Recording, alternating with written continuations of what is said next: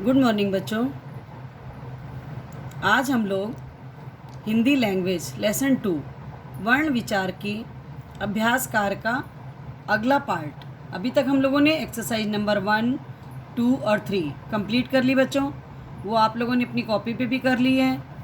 अब हम लोग एक्सरसाइज नंबर 4 की ओर चल रहे हैं। जैसे निम्नलिखित संयुक्ताक्षरों से दो दो शब्द बनाओ। आपको मैंने बताया था बच्चों संयुक्ताक्षर क्या होते हैं। संयुक्त व्यंजन की तरह ही संयुक्ताक्षर भी होते हैं। इन्हें भी संयुक्ताक्षर भी कहते हैं और संयुक्त व्यंजन भी कहते हैं। दो व्यंजनों के मेल से ये भी बनते हैं, लेकिन ये क्या होता है, इनका मूल रूप जो होता है व्यंजनों का वो चेंज नहीं होता, अर्थात बदलता नहीं है, वो अपने मूल रूप में ही रहते हैं। जैसे आप यहाँ देख रहे हो नीचे च और छा, ठीक है बच्चों। तो देखिए च और छा, अब हम लोग इनसे शब्द बनाएंगे। देखिए इस चा और छा का यूज करके हमने शब्द बनाया मच्छर। अगला शब्द देखिए अच्छा। अच्छा में भी देखिए चा और छा का यूज किया गया है, तो ये मच्छर और अच्छा ये दो व्यंजन हैं और दोनों अलग अलग व्यंजन हैं और दोनों अपने मूल रूप में हैं और इनका प्रयोग हमने शब्दों में किया है। अगला देखिए व्यंजन सा और वा। यहाँ पर देखिए बच्चों स्वा। स्वा से क्या बना बच्चों, सा वा और रा, स्वर। नेक्स्ट वर्ड देखिए सा वा में आ की मात्रा और दा, स्वाद। तो ये देखिए हम लोगों ने क्या बनाया, स्वर और स्वाद। अगला वर्ड है बच्चा ना और या। तो देखिए यहाँ पे हम लोगों ने न्या, न्या से अब हम लोगों को शब्द बनाना है अन्य वन्य। ऊपर आपने देखा संयुक्त अक्षर से दो दो शब्द बनाने थे। संयुक्त अक्षर आपने यहाँ पे लिख लिए हैं, देख लिए हैं, उनसे दो दो शब्द बनाए गए हैं। मच्छर, अच्छा, स्वर, स्वाद, अन्य, वन्य। आपकी ये एक्सरसाइज नंबर 4 कंप्लीट हो गई। इसी तरह से जैसे कॉपी पे हमने आपको लिख के बताया है, इसी तरह से आपको भी लिखना है। ब्लैक से आप इनको संयुक्त अक्षरों को लिखोगे और उनके शब्द जो आप बनाओगे वो ब्लू से लिखोगे। अगला एक्सरसाइज है बच्चों एक्सरसाइज नंबर 5। यहाँ पर देखिए क्या पूछ रहा है, रा। रा के लिए निम्नलिखित रूपों के दो दो शब्द और लिखो। क्वेश्चन में जो आपके देखिए रा के रूप बताए गए हैं चारों और उनके शब्द बताए गए हैं। आपको इन्हीं के आधार पर इसी तरह के बनते मिलते जुलते हुए दो दो शब्द और बनाने हैं। आपको हमने बताया था रा बच्चों एक स्वतंत्र व्यंजन होता है। इसमें भी अन्य वर्णों और मात्राओं के प्रयोग से अनेक शब्द बनते हैं, जैसे रात, पर, गरम, रूप आदि। रा के रूप होते हैं, कहते नहीं कई निराले, कर्म करो तो ऊपर चला जाए, है ना, ग्रह कहो तो मध्य में आ जाता है और ड्रम बोले तो नीचे जाए। ये पंक्तियां मैंने आपको बताई थी। उसके बाद देखिए ये तो हो गया रा का स्वतंत्र रूप, आपको मैंने बताया। फिर जब रा बच्चों आधा स्वर रहित हो तो अपने बाद वाले व्यंजन के ऊपर उसको बोलते हैं बच्चों रेफ। ये देखिए रेफ वाला है जो ऊपर लगा है, ये रेफ वाले हैं। उसके बाद देखिए जब स्वर रहित हो और रा स्वर रहित होता है और पैर में जब पैर की तरफ लगाते हैं पदेन उसको बोलते हैं। क्या बोलते हैं बच्चों, पदेन। जैसे आपने यहाँ पर देखा है ना प्रण लिखा हुआ है, तो ये कहाँ पे रा लगा है, इसको पदेन बोलते हैं, पैर पे लगा हुआ है। तो इसी तरह से देखिए एक और रा का रूप है, ये जो सबसे नीचे लगता है, ये आपको मैंने बताया था टा और डा में इसका प्रयोग होता है। इसको भी पदेन रूप ही बच्चों कहते हैं। यह कहाँ आता है, ये भी नीचे की तरफ ही आता है। जैसे अब देखिए इसके आपने रूप देखे ना, रा का स्वतंत्र रूप है रथ, इसमें कुछ नहीं लगा है। दूसरा देखिए ये जो आपका है दूसरा वाला, ये क्या है, पदेन, मैंने आपको बताया अभी। तो ये क्या है, प्राण। फिर देखिए हमने बताया था आपको जो बाद वाले व्यंजन के ऊपर लगता है वो क्या कहलाता है, रेफ। ये रेफ रूप है उसका, सूर्य। ये भी बेटा पदेन है जो कि ये टा और डा में यूज होता है और नीचे की तरफ लगते हैं। अब हमें क्या करना है, इन चारों के दो दो शब्द हमें लिखने हैं उनके सामने। देखिए पहले वाले के सामने हमने शब्द लिखा है रोम, रात। रोम का मतलब आप जानते हैं बच्चों, जो हमारे शरीर में रोए होते हैं उनको हम लोग रोम कहते हैं। रोम वैसे देश का नाम भी है। और रात, रात आप जानते ही हैं, जब रात्रि आती है, समय बीतता है, शाम के बाद रात आती है। नेक्स्ट वर्ड देखिए बच्चों, इसका पदेन वाला प्रकाश, पा में नीचे हम लोगों ने रा लगाया है ये, तो क्या पढ़ेंगे इसको, प्रकाश। उसी तरह नेक्स्ट वर्ड है बच्चों देखिए प्रणाम, प्रणाम। अब हम लोग देखिए ये देख रहे हैं, ये हमारा है रेफ रूप।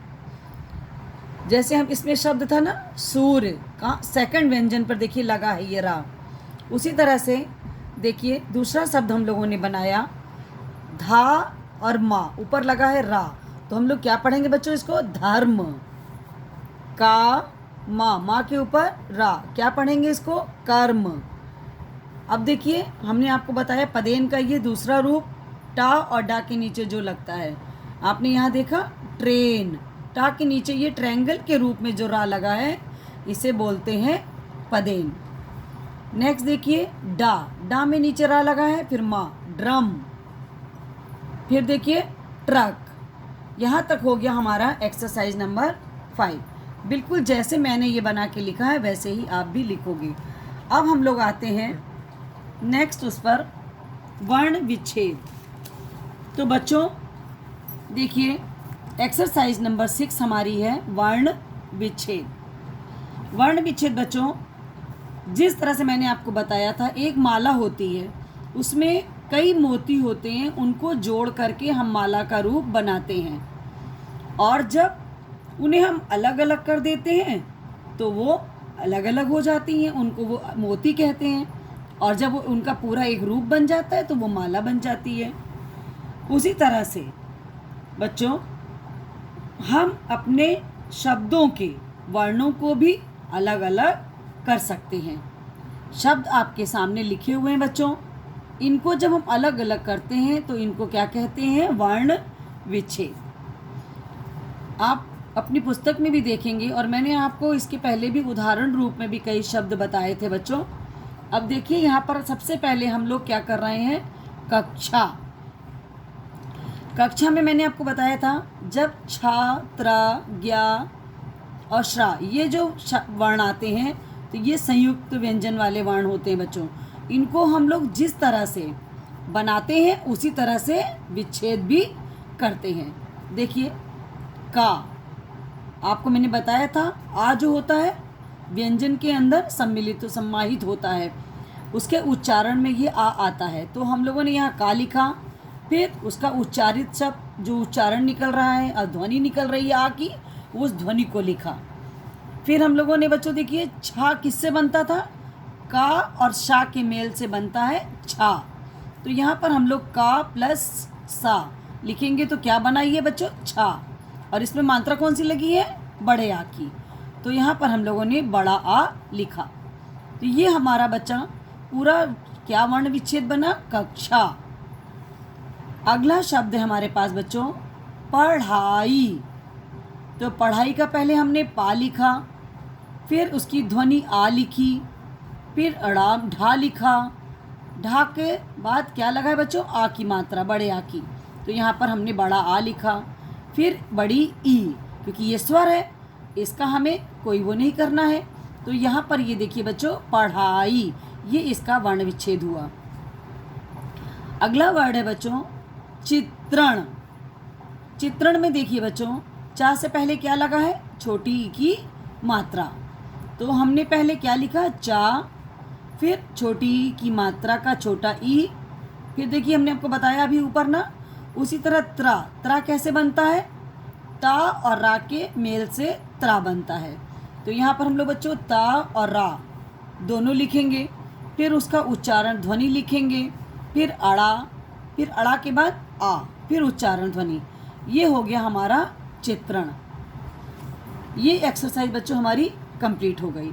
अब मैंने जैसे आपको ये एक्सरसाइज कराई है इसी तरह आप अपनी कॉपी पर इसे करेंगे, एकदम नीट एंड क्लीन और फेयर कॉपी पे ही बच्चों करिएगा, ठीक है।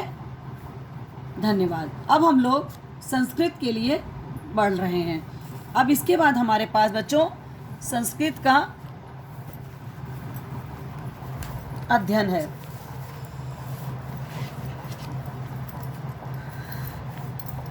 अब आइए बच्चों संस्कृत में हम लोग थे वंदना पर। वंदना का मतलब मैंने आपको बताया था, किसी की प्रेयर करना, वंदना करना, प्रार्थना करना, ईश्वर की पूजा करना, उसे कहते हैं वंदना। हम लोगों ने उसमें 4 पंक्तियाँ थी, चारों को पहले हम लोगों ने उच्चारण सीखा था। अगले दिन कल हम लोगों ने 2 पंक्तियों का उच्चारण किया और उनका अर्थ लिखा। आज हम लोग आगे की जो दोनों पंक्तियां बची हैं, 3rd और 4th, उनको पढ़ेंगे और उनका अर्थ लिखेंगे, ठीक है बच्चों।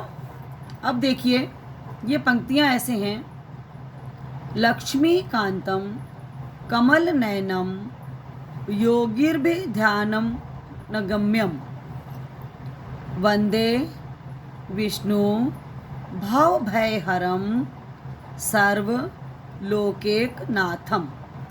यहाँ पर बच्चों मैंने आपको बताया था लक्ष्मीकांतम का मतलब है कि हे ईश्वर आप लक्ष्मीपति हैं और आपके कैसे हैं, आपके कमल की समान नयन हैं और आप योगी जन, आपको जो योगी होते हैं, जो सन्यासी होते हैं, जो सज्जन पुरुष होते हैं, वो आपके ध्यान को आपको करके आपको प्राप्त करने की प्रयत्न करते हैं, वो आपको प्राप्त करते हैं। वंदे विष्णु भवभयहरम सर्वलोकेक नाथम, और आप क्या हैं, संपूर्ण लोकों के स्वामी हैं, जन्म और मरण के भय का विनाश करने वाले हैं। आपको जो प्राप्त कर लेता है, जो आपको सिद्ध कर लेता है, उसको जन्म मरण का कोई डर नहीं रहता, उसके पास मृत्यु का कोई भय नहीं होता। आप भय का, डर का विनाश कर देते हैं हे ईश्वर। इसलिए हे विष्णु, हे बंदे, हम आपकी प्रार्थना करते हैं। ये तो हो गए आपके इन पंक्तियों का अर्थ। अब हम लोग इस अर्थ को अपनी कॉपी पे इस प्रकार से बच्चों लिखेंगे। आप अर्थ डालिएगा, फिर लिखिएगा कि हे ईश्वर आप लक्ष्मीपति हैं। लक्ष्मीपति बच्चों समझ रहे हैं ना आप, कि लक्ष्मी जी के पति कौन थे बच्चों, विष्णु भगवान। तो आप क्या हैं, आप लक्ष्मीपति हैं। हे कमल नयन, आपके नयन कैसे हैं, नयन मतलब होता है बेटा नेत्र, आँखें। आपके नयन कैसे हैं, कमल के समान हैं।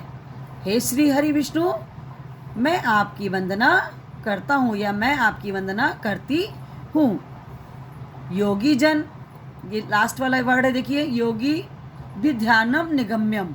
तो योगी जन आपको ध्यान करके आपको प्राप्त करते हैं। कैसे प्राप्त करते हैं बच्चों, सिद्धि प्राप्त करते हैं। वो तपस्या करते हैं, प्रार्थना करते हैं परमात्मा की, ईश्वर की, सारे संसार के मोह माया सभी चीज़ों को त्याग करके केवल ईश्वर का ध्यान करते हैं, तभी उनको ईश्वर की प्राप्ति होती है।